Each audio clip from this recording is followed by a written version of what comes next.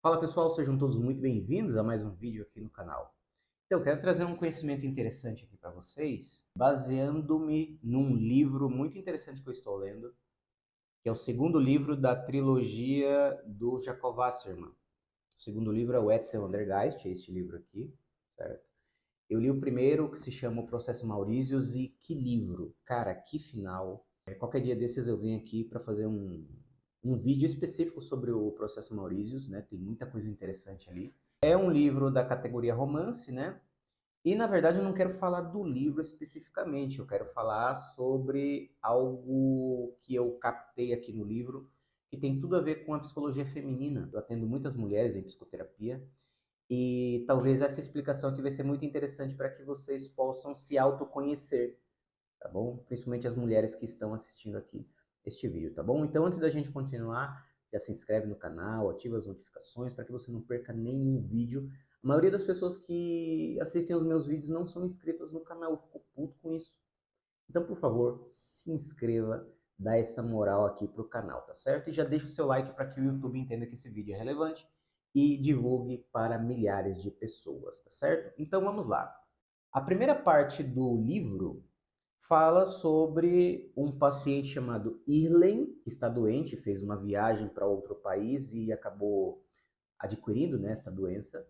E quem está cuidando dele é o médico que se chama Joseph Kerkoven. E o Joseph Kerkoven se torna amigo ali do Irlen, né? Ele frequenta a casa dele ali, tanto para os cuidados médicos, mas também para ter uma conversa de alto nível com ele. Então eles se tornam íntimos, né? Eles se tornam amigos. E neste relacionamento que ele tem com o Irlen, ele também acaba tendo uma amizade com uma moça que é a esposa do Irling, que se chama Mary Bergman. Então eles se conhecem, ficam conversando, saem juntos e assim por diante. Eu não sei no que vai dar essa relação entre os dois, então eu não vou dar spoiler aqui porque eu não sei ainda, eu ainda estou na página 96, né?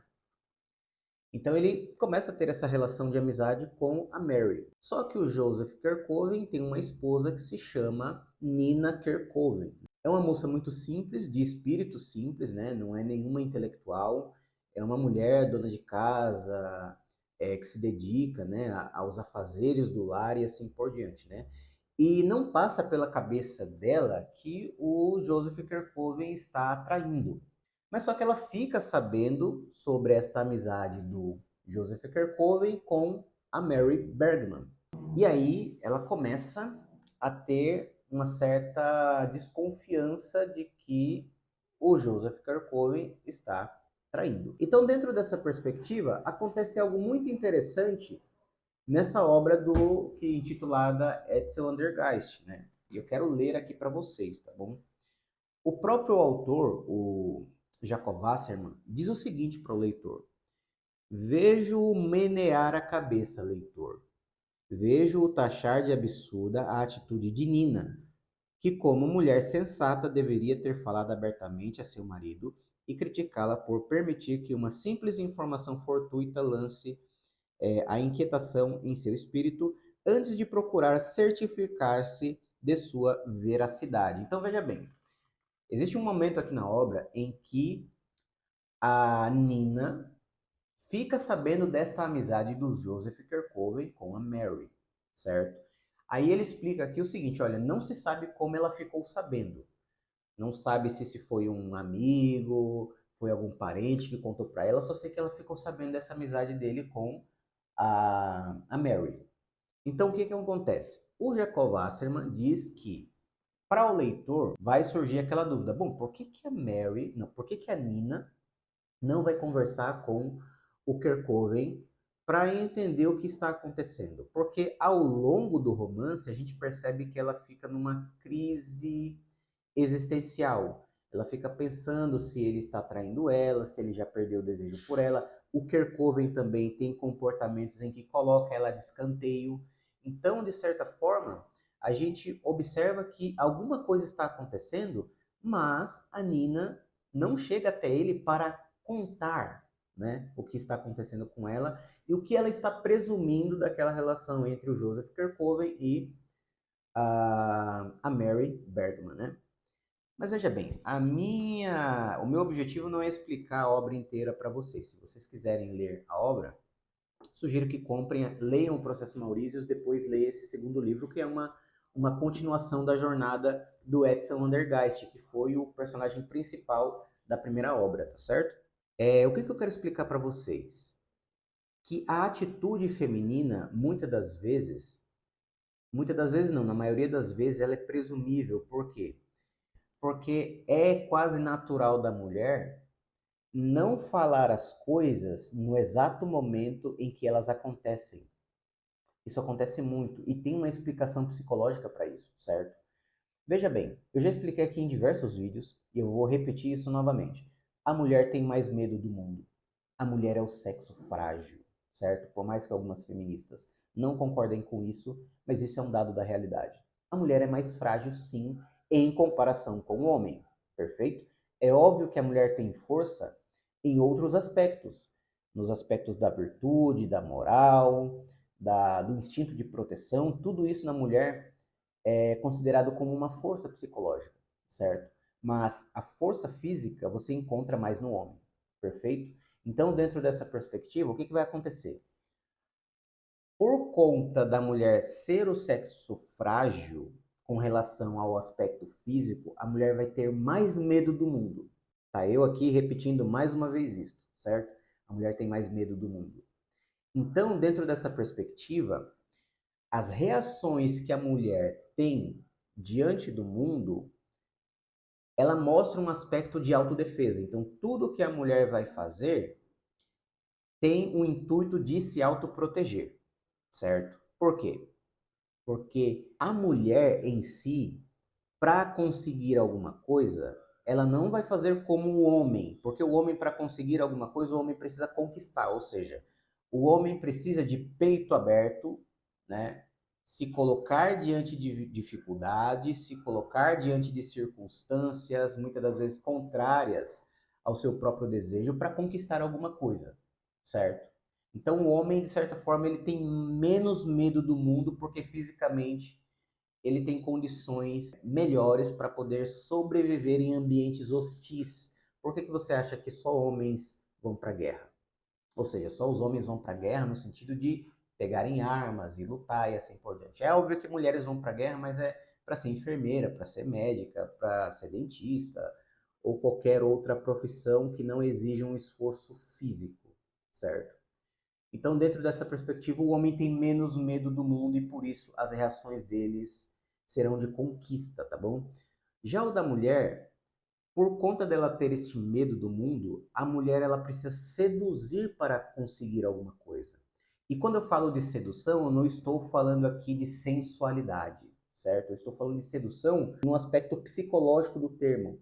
Ela precisa seduzir, ela precisa chamar a atenção de algo ou de alguém para conseguir alguma coisa, certo? Então a mulher seduz, o homem conquista. E aí você pode se perguntar o seguinte, Everton, mas qual é a relação do livro com esse pensamento de que a mulher é o sexo frágil e que ela precisa seduzir para conquistar? Veja bem, as reações da mulher perante o mundo são reações de autodefesa. Então a mulher vai fazer de tudo para não entrar em conflito, porque conflito para a mulher gera instabilidade, certo? Oh, chegou um mosquito aqui. Porque o conflito para a mulher significa instabilidade e a mulher não pode se sentir ameaçada. Então, muitas das vezes, por que as mulheres vão pensar 1000 vezes antes de tomar uma atitude? Porque o cenário que existe na mente dela é um cenário de possíveis conflitos. E esses conflitos vão gerar instabilidade. E essa instabilidade vai gerar tristeza. Então, por isso que muitas mulheres, é claro que existem mulheres briguentas que vão reagir de imediato a certas circunstâncias, mas essas mulheres são exceções. Mas, via de regra, a mulher, ela, de certa forma, vai guardar para si mesmo tudo aquilo que gera desconforto nela, porque de forma previsível ela vai calcular os danos das suas ações. Vamos pegar aqui um exemplo muito simples. Uma mulher vai para uma loja de roupas, certo? E lá naquela loja de roupas, o que vai acontecer? Ela vai escolher uma roupa, se ela precisa ir para uma festa, se ela quer ir para uma festa, ela vai escolher aquela roupa e vai pensar no seguinte: bom, será que a fulana vai com essa mesma roupa? O que que meu pai vai pensar dessa roupa? O que meu marido vai pensar dessa roupa? O que minha sogra vai falar para mim se me ver com esta roupa? Então, antes dela tomar uma decisão, na mente dela acontece diversos conflitos imaginários, conflitos que não são reais. Por quê? Porque a mulher tem esse elemento de autodefesa. Todas as atitudes que ela vai tomar na vida, ela só vai conseguir tomar decisão se aquela ação não gerar possíveis conflitos. Então, é por isso que a indecisão ela faz parte da psique feminina. Já o homem não é assim. Por exemplo, eu não conheço nenhum homem que demora para reagir a certos conflitos ou em certas circunstâncias. Por exemplo, eu, quando acontece alguma coisa, eu não espero no outro dia para resolver. Eu vou lá e converso na mesma hora. Diz, olha, você fez uma coisa que eu não gostei, por que você fez isso? Por quê? Porque o conflito, para mim, não é algo que me impõe medo, entende? Não é algo que vai gerar em mim uma certa instabilidade. Quem é que inicia as guerras no mundo? São os homens, não são as mulheres. As mulheres fogem do conflito. Então, o que que acontece aqui no livro? Isso aqui é um dado psicológico que o Jacob Wasserman relatou aqui, né?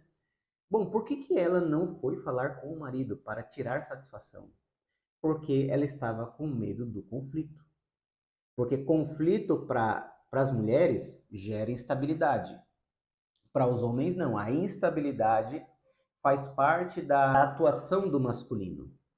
É na desordem que o homem vai colocar ordem através do quê? Através do intelecto, através da força física, entendeu? Vamos supor que você está numa empresa e tem 5 mulheres na sala e tem só você ali de homem. E precisa colocar o galão de água no bebedouro. As mulheres vão se juntar para colocar a água ali. Bom, se elas estiverem sozinhas, possa ser que elas pensem em fazer isto. Mas geralmente o que elas vão fazer? Elas vão atrás de um homem para dizer o seguinte: olha, coloca ali o botijão de água no bebedouro. E se tiver um homem na sala e 5 mulheres, uma delas pedirão para o homem colocar a água no bebedouro. Então, essa força física do homem, ela indica também uma geração de conflito, mas também soluções de conflito, certo? Já para a mulher, não. Se ela começar qualquer tipo de discussão, ou se ela for tomar alguma decisão, ela vai pensar, mesmo que ela tome essa decisão no mesmo dia, tá certo? Mas ela vai pensar, assim, 20 vezes antes de tomar uma atitude, certo? Por quê? Porque ela está fugindo do conflito. Cara, a minha visão sobre matrimônio, eu encontro muito disso, né? Muitas das vezes, cara, eu já atendi mulheres que chegaram na sessão terapêutica e desabafou algo muito íntimo comigo e que nunca contou para o esposo, nunca contou para o marido. Na época que eu não estudava psicologia, eu nunca entendia isso.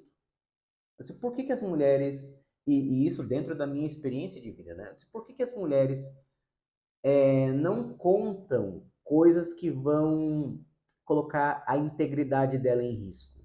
É porque ela tem medo do conflito. E a mulher não quer conflito, ela quer fugir do conflito. E aí pode surgir uma questão na mente de vocês, né? Everton, mas isso não é imoral? Isso não é errado a esposa ou a mulher esconder as coisas do marido ou de qualquer outra pessoa?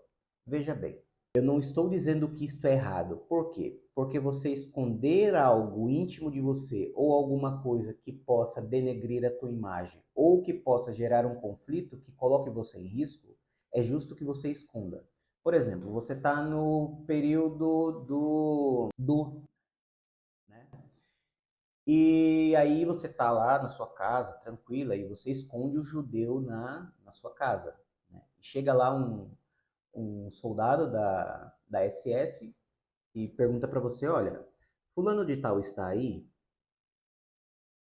Bom, você mentir para o soldado é certo ou errado dentro dessa circunstância?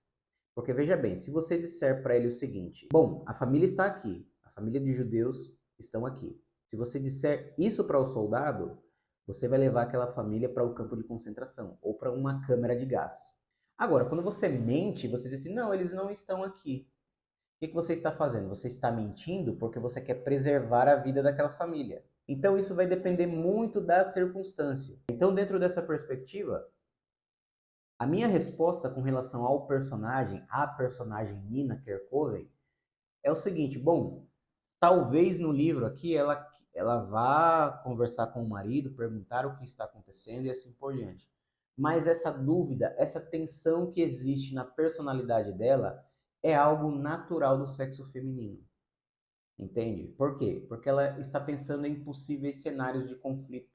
E esses conflitos geram instabilidade na personalidade da mulher, certo? Então, era isso que eu gostaria de falar aqui no vídeo. Eu acho que eu fui claro, né, no conteúdo. Se restar alguma dúvida, pessoal, comenta aqui embaixo, né? Faz aí o seu comentário, faz a sua pergunta, que no próximo vídeo eu venho aqui novamente para responder a essas perguntas, tá certo? Então é basicamente isso, é assim que funciona a psicologia feminina. Enquanto o homem precisa conquistar para ter alguma coisa, a mulher precisa seduzir. O homem se sente confortável no conflito e na instabilidade. Confortável entre aspas, certo? E a mulher fica instável na instabilidade e isso pode causar infelicidade para ela. É por isso que elas vão evitar o conflito e é por isso que elas pensam demais para agir ou para fazer qualquer outra coisa que possa gerar um certo conflito, né? Então você, mulher que está assistindo, é por isso que você pensa demais. Por quê? Porque o seu corpo informa para você o seguinte: olha, não vá por esse lado e não fale isso. Por quê? Porque vai gerar um conflito. E você não pode passar por conflitos. Então, por isso que a mulher, o sexo feminino, para ter uma liberdade de tomar decisões, ela precisa de um marido que tenha uma masculinidade aflorada. O homem precisa ser necessariamente masculino para que ela possa ter a segurança de, sei lá, dizer não para a mãe dela, dizer não para as irmãs dela, dizer não para o chefe dela. Por quê? Porque ela vai ter uma retaguarda masculina ali que traz segurança para ela, entende? Para que ela possa fazer o que ela quiser. Mas sem a presença do masculino, a mulher precisa compensar essa deficiência com o quê? Com ideologias, né? E mentiras que elas contam para si mesmas. Entende? Então é basicamente isso, viu, pessoal? Se você gostou desse vídeo, comenta aqui embaixo, dá aí o seu like para que o YouTube possa divulgar esse vídeo para milhares de pessoas e se inscreva no canal para que você não perca nenhum vídeo, tá certo? Se você gostaria de um atendimento terapêutico específico para o fortalecimento da sua personalidade, eu vou deixar o link do meu WhatsApp fixado aqui no primeiro comentário, para que você entre em contato, para que você me conte pelo que você está passando, para que eu possa te ajudar, tá certo? É isso aí, pessoal, tamo junto e até o próximo vídeo.